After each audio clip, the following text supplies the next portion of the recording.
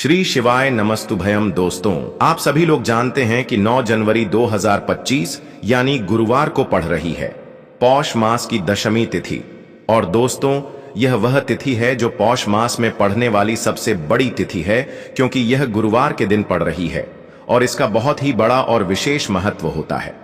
पूज्य गुरु जी ने कहा है कि अगर कभी भी मौका लग जाए और पौष महीने की गुरुवार दशमी तिथि को पड़ जाए तो आप लोगों को 7 चने की दाल वाला उपाय तो अवश्य ही करना चाहिए। इन दोनों का संयोग बहुत ही कम आता है। इसी के साथ में गुरु जी ने अपनी शिव पुराण कथा में बताया है कि इस दिन आपको 7 चने की दाल वाला उपाय तो आपको अवश्य ही करना चाहिए, क्योंकि ऐसा दिन पूरे साल में सिर्फ एक ही बार आता है।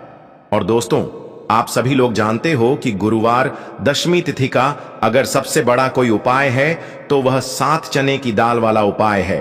तो दोस्तों, गुरुवार दशमी तिथि के दिन आप लोगों को इस 7 चने की दाल वाला उपाय को जरूर करना है। बहुत सारे लोग होंगे जिन लोगों ने इस उपाय को ना किया हो, मतलब पूरा साल निकल गया, उन्होंने किसी भी दिन इस 7 चने की दाल वाला उपाय को ना किया हो। पर दोस्तों, आपके पास एक आखिरी मौका बचा हुआ है, जो कि 9 जनवरी गुरुवार दशमी तिथि के दिन है। इस दिन आप लोगों को इस वाले उपाय को जरूर कर लेना है। भले ही आपने पूरे महीने भर इस उपाय को ना किया हो, पर अगर आपने इस पौष महीने के गुरुवार दशमी तिथि के दिन अगर इस वाले उपाय को कर लिया तो आपको इस उपाय को करने का वह फल मिलेगा जिसकी आपने कभी कल्पना भी नहीं करी होगी। इसीलिए आप लोग इस वाले उपाय को एक बार जरूर कर लेना है, ताकि आप लोगों के हाथ से यह मौका ना जा सके और आपको इस उपाय को करने का फल मिल सके। दोस्तों, यह उपाय पंडित जी ने अपनी अभी की ही श्री शिव महापुराण की कथा में बताया है। जी, इस उपाय को आज हम आपको बहुत अच्छे से समझाने वाले हैं। इस वीडियो को देखने के बाद इस उपाय को समझने के लिए आपको कोई और वीडियो को देखने की जरूरत नहीं पड़ेगी। तो चलिए दोस्तों, उपाय को शुरू करते हैं। देखिए, यह इस पौष महीने के गुरुवार दशमी तिथि के दिन यह इतना खास होता है, इतना महत्वपूर्ण होता है। देखा गया है कभी कभी बड़े बड़े पूजा पाठ अनुष्ठान से जो मनोकामना पूर्ण नहीं होते, वह पौष महीने की गुरुवार दशमी तिथि के दिन एक छोटे से उपाय करने से ही आपकी मनोकामना पूर्ण हो जाती है। और बहुत सारे लोगों ने इस उपाय को किया भी है और उनको इस उपाय को करने का फल भी जरूर मिला है।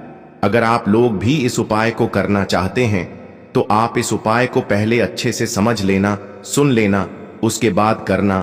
आपको इस उपाय का फल जरूर मिलेगा। और इस उपाय को कर लेने से आपके घर में चाहे किसी भी प्रकार की दुख और समस्या क्यों ना चल रही हो, आपको उसका कारण भी नहीं पता है कि भाई यह समस्या किस कारण से चल रही है। उसका कुछ भी कारण हो सकता है, जैसे पितृदोष हो सकता है या किसी भी तरह का मंगल दोष भी हो सकता है। तो इस दिन आप लोगों को यह वाला उपाय कर लेना है। यह एक ऐसा उपाय है जिस उपाय को अगर किसी विशेष दिन पर किया जाए तो भाई उस विशेष दिन का जो है वह तो हमें मिलता ही मिलता है, पर हमने उस दिन पर इस उपाय को किया है तो हमें उससे भी बड़ा फल मिलता है, और फल बहुत जल्दी मिलता है, क्योंकि आप इस उपाय को बहुत ही बड़े और विशेष दिन पर कर रहे हो। तो चलिए अब उपाय के बारे में बात करते हैं। लेकिन उससे पहले आप लोगों को यह जानना आवश्यक है कि आखिर यह उपाय किस समय करना है, किसको करना है और कैसे करना है। तो चलिए हम आगे आपको वीडियो में एक एक करके बता देते हैं। लेकिन उससे पहले अगर आप लोग हमारे चैनल पर पहली बार आए हैं या फिर मेरी आवाज आज पहली बार सुन रहे हैं तो हमारे चैनल को सब्सक्राइब जरूर कर लेना और इस वीडियो को लाइक करके कमेंट बॉक्स में श्री शिवाय नमस्तुभ्यम ओम नम शिवाय जरूर टाइप कर देना। तो दोस्तों, इस 7 चने की दाल वाला उपाय को हमें इस गुरुवार दशमी तिथि के दिन कैसे करना है, किसको करना है, किस समय करना है और कहां पर करना है, ये सारे सवालों के जवाब आपको इस वीडियो में मिल जाएंगे। और जो ये वीडियो देखेगा भाई, उसको 7 चने की दाल वाला उपाय जरूर करना चाहिए, क्योंकि इस दिन एक चने की दाल का भी बहुत ही बड़ा और विशेष महत्व होता है। और जब बात आ जाए 7 चने की दाल वाला उपाय की, तो यह सोने पे सुहागा वाली बात हो जाती है और यह एक बहुत ही बड़ा उपाय हो जाता है इस गुरुवार दशमी तिथि का। तो अब दोस्तों, इस 7 चने की दाल वाला उपाय को आखिर करना किसको है, सबसे पहले हम लोग वह बात जान लेते हैं। तो देखो, घर की जो बड़ी माताएं बहनें होती हैं, उन माताओं बहनों में से कोई भी एक बड़ी माता बहन इस वाले उपाय को कर सकती है। और दोस्तों, अगर आप चाहें तो अपने घर में से सभी सदस्यों को भी इस उपाय को करवा सकते हैं। अगर किसी व्यक्ति की खुद की कोई मनोकामना है, खुद की कोई दुख और परेशानी है जो कि वह अपने लिए ही करना चाहता है इस वाले उपाय को, तो वह खुद अपने लिए भी कर सकता है। बाकी अगर कोई घर में से ऐसा है जो कि अपने पूरे घर परिवार की सुख और शांति के लिए यह वाला उपाय करना चाहता है, तो भाई वह भी कर सकता है, उसमें भी कोई दिक्कत वाली बात नहीं है।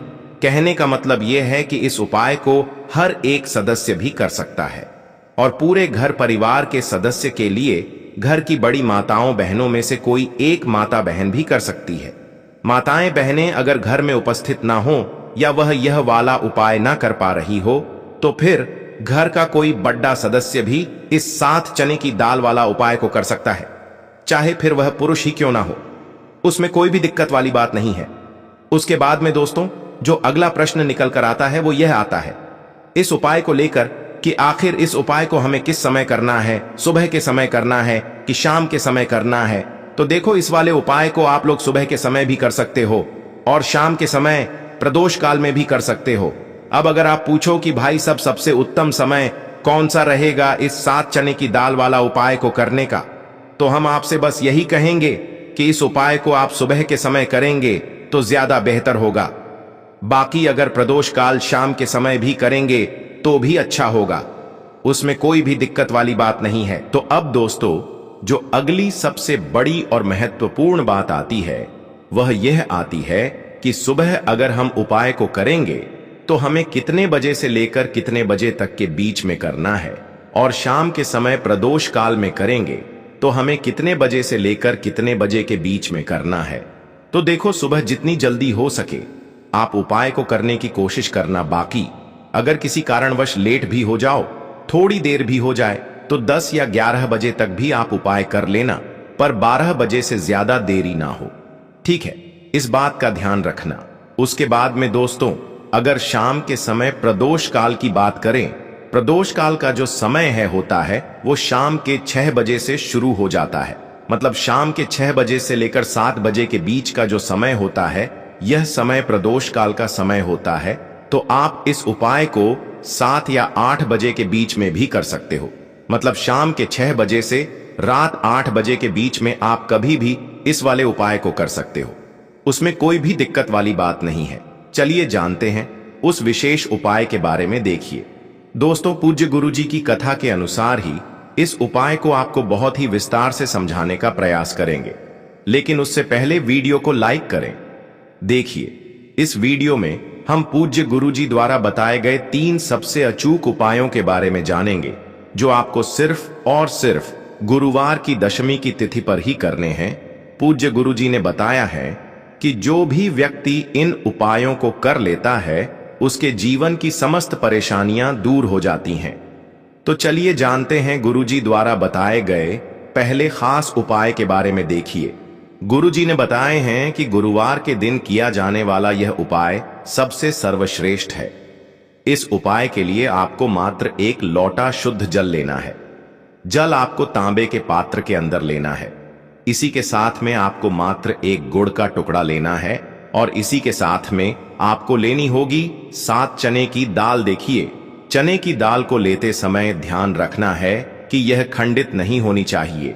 यह चने की दाल जब भी हम गुरुवार के दिन शिवलिंग पर अर्पित करते हैं तो इससे हमारे जीवन के बड़े से बड़े संकट समाप्त होते हैं।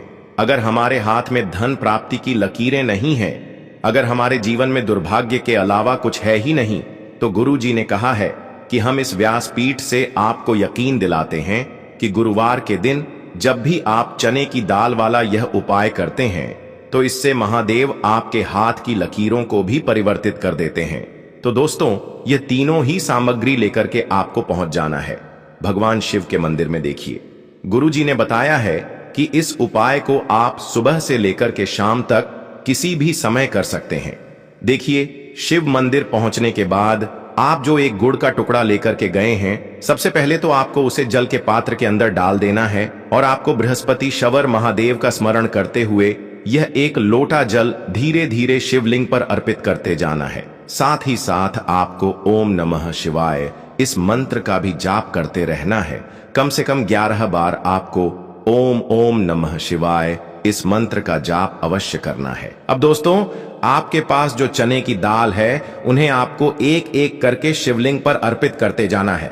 चने की दाल आप एक एक करके भी समर्पित कर सकते हैं और एक साथ भी शिवलिंग पर अर्पित कर सकते हैं। देखिए, चने की दाल को समर्पित करने के बाद आपको बृहस्पतिश्वर महादेव से प्रार्थना कर लेनी है कि हमारे जीवन में जो भी संकट समस्या चल रही है, हम जो भी कार्य करते हैं उसमें हमें बार बार असफलता मिलती है। रुकावटें, संकट जीवन में लगातार बने हुए हैं। चारों तरफ से सिर्फ और सिर्फ निराशा ही हाथ लग रही हैं। तो अपने दुर्भाग्य को दूर करने के लिए आपको बृहस्पतिश्वर महादेव से प्रार्थना कर लेनी है। पूज्य गुरु जी ने कहा है कि इस गुरुवार के दिन यह चमत्कारी उपाय करके देख लेना और आप स्वयं देखेंगे कि 1 या 2 महीने के अंदर आपके जीवन का जो दुर्भाग्य है वह समाप्त होना प्रारंभ हो जाएगा। अब दोस्तों, हम जान लेते हैं दूसरे विशेष और चमत्कारी उपाय के बारे में। देखिए, इस उपाय के लिए आपको मात्र एक तुलसी जी की लकड़ी लेनी होगी। अगर आपके पास पहले से ही तुलसी जी की लकड़ी है तो उसका उपयोग आप कर सकते हैं, और यदि आपके घर में तुलसी जी का पौधा सूखा हुआ है तो वहां से भी आप तुलसी जी की मात्र एक लकड़ी ले सकते हैं। देखिए, इस उपाय के लिए आपको मात्र एक मिट्टी का दीपक लेना है। इसमें आपको शुद्ध घी का प्रयोग करना है और इस दीपक के अंदर आपको ये जो तुलसी जी की लकड़ी है इसे रख देना है। इस लकड़ी को आपको पूरा घी के अंदर डुबो देना है, चारों तरफ अच्छे से घी लगा देना है और आपको इस दीपक के अंदर इस लकड़ी को रख लेना है। देखिए, यदि आपको ऐसा लगता है कि तुलसी जी की जो लकड़ी है वो बहुत ही जल्दी से जल जाती है, तो आपको एक कार्य करना है। आपने जो तुलसी जी की लकड़ी ली है उस पर आपको पूरी पर अच्छे से रुई लपेट देना है, यानी कि कॉटन जो होती हैं उसे अच्छे से लपेट देना है, जिससे कि ये जो लकड़ी है दिखाई ही ना पड़े। तो इस लकड़ी के ऊपर आपको रुई लपेट लेनी है। अब इसी लकड़ी के ऊपर जो आपने रुई लपेटी है उस पर आपको अच्छे से घी लगा लेना है और उस दीपक के अंदर आपको इसे डाल देना है। अब देखिए, इस दीपक को आप भगवान विष्णु के वहां पर भी प्रज्वलित कर सकते हैं, या फिर भगवान विष्णु के किसी भी स्वरूप के सामने आप इसे प्रज्वलित कर सकते हैं, या फिर आपके घर में जो माता तुलसी जी का पौधा है वहां पर भी इस दीपक को आप प्रज्वलित कर सकते हैं। पूज्य गुरु जी ने कहा है कि जो भी व्यक्ति इस 9 जनवरी 2025 गुरुवार की दशमी तिथि पर यह तुलसी जी की लकड़ी का दीपक प्रज्वलित कर देता है तो उसके जीवन में कभी भी धन संपदा की कमी नहीं होती है। देखिए, यह जो उपाय है आपने मार्गशीर्ष में दशमी तिथि पर किया होगा, लेकिन इस बार पौष मास की दशमी तिथि है गुरुवार के दिन। गुरुवार का दिन भगवान विष्णु को समर्पित होता है और यह जो दीपक है हम विशेषकर भगवान विष्णु के निमित्त ही प्रज्वलित कर रहे हैं। तो इस दीपक को आप इस महीने की गुरुवार की दशमी तिथि पर भी प्रज्वलित कर सकते हैं। देखिए, यह जो दीपक है विशेषकर आपको शाम के समय यानी कि सूर्यास्त के बाद ही करना है। अब दोस्तों, हम जान लेते हैं गुरुजी द्वारा बताए गए तीसरे बहुत ही चमत्कारी और विशेष उपाय के बारे में। देखिए, इस उपाय के लिए आपको एक बेल पत्र लेनी है और इसी के साथ में आपको 2 शमी पत्र लेना है। देखिए, आप जो बेल पत्र लेंगे वह कहीं से भी खंडित नहीं होनी चाहिए। इस बात का आपको विशेष रूप से ध्यान रखना है। देखिए, मान लीजिए कि यदि आपके पास बेलपत्र नहीं है तो आप भगवान शिव के शिवलिंग पर चढ़ी हुई बेलपत्र को पुनः शुद्ध जल से धो करके उसका उपयोग भी कर सकते हैं। इसी के साथ में आपको मात्र थोड़ा सा लाल चंदन लेना होगा।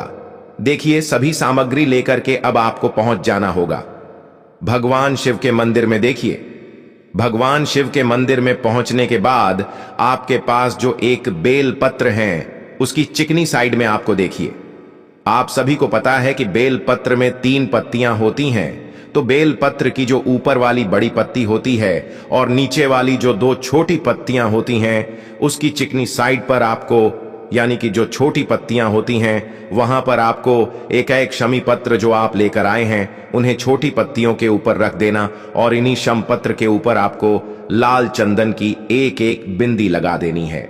अब आपको यह जो बेल पत्र हैं इसी प्रकार से शिवलिंग पर अर्पित कर देनी है, लेकिन आपको बेल पत्र को समर्पित करते समय गतिमान का नाम लेना है।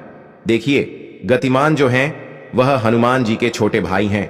और पूज्य गुरु जी ने बताया है कि गतिमान का नाम लेकर ही आपको यह उपाय करना है, क्योंकि आपके शरीर के जो भी रोग हैं उन्हें भगवान गतिमान दूर करने वाले हैं। इस उपाय को करने के बाद आपकी जो भारी से भारी बीमारी है वह भी भगवान गतिमान की कृपा से दूर होने वाली है। देखिए, बेलपत्र की 2 छोटी पत्तियों पर आपने एक एक चमी पत्र रखा, उनके ऊपर आपने एक एक लाल बिंदी लगाई हुई है चंदन की। तो इसी प्रकार से आपको यह बेलपत्र शिवलिंग पर अर्पित कर देना है। भगवान गतिमान का स्मरण करते हुए, गतिमान भगवान का स्मरण करते हुए आपके शरीर में या फिर आपके घर के किसी भी सदस्य के शरीर में जो भी रोग हैं, उस रोग को दूर करने के लिए आपको भगवान से प्रार्थना कर लेनी है और फिर आपको वापस अपने घर आ जाना है। देखिए, इस उपाय के लिए गुरु जी ने कोई भी निश्चित दिन निश्चित समय नहीं बताया है, तो इस उपाय को आप किसी भी दिन कर सकते हैं। आप लगातार इस उपाय को किसी भी दिन कर सकते हैं और हफ्ते में केवल एक दिन भी कर सकते हैं। गुरु जी ने कहा है कि यदि आपकी सालों पुरानी बीमारी है तो वह भी भगवान गतिमान की कृपा से दूर हो जाएगी। तो दोस्तों, इस प्रकार से आज के इस वीडियो में हमने आपको गुरुवार की इस दशमी तिथि पर किए जाने वाले 3 बहुत ही चमत्कारी उपाय बताए हैं, जो भी आपके लिए उचित हैं, सरल है, उसे आप कर सकते हैं। तो दोस्तों, यह थे पूज्य गुरु जी द्वारा बताए गए कुछ बहुत ही खास उपाय। अगर आपको जानकारी अच्छी लगी हो तो वीडियो लाइक करिएगा। मिलते हैं फिर एक नए वीडियो के साथ। श्री शिवाय नमस्तुभयम।